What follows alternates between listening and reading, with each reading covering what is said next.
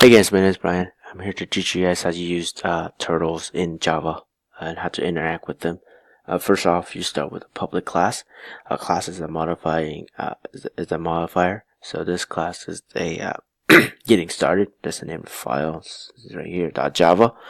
Next is a public static void. Meaning string. String is basically the parameters list that we're gonna use throughout this video.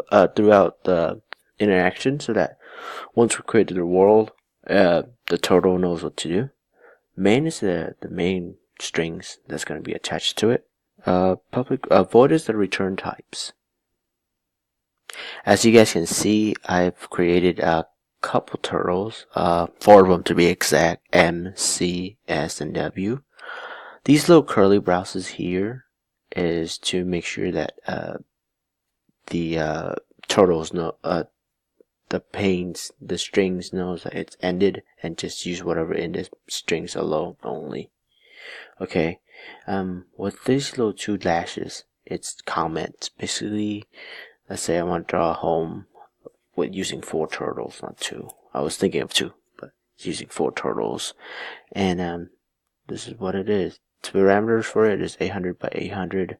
I place each turtle in a different place in order for me to make it easier on myself instead of moving up and down, which I'll show later on.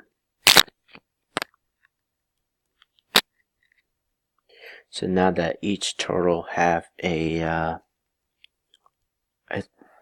parameter that they have to do, which is draw a rectangle, draw a door, make a door, make a roof, draw a window. I would love to use the integer x equal whatever. However, the sizes of the windows and stuff is different, so might as well just use these as parameters. And I'm using pen width 5 for the outskirt of the house, 10 for the door, 20 for the roof, and 20 for the windows. I want to make it definite to find out. One way for you to use how to make them move is that you can put M, which is your turtle, right here. Forward, it's gonna move forward, and that the parameter is how much. To put in this at 400.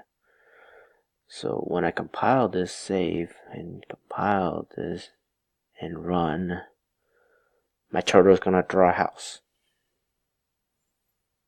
Okay, and if I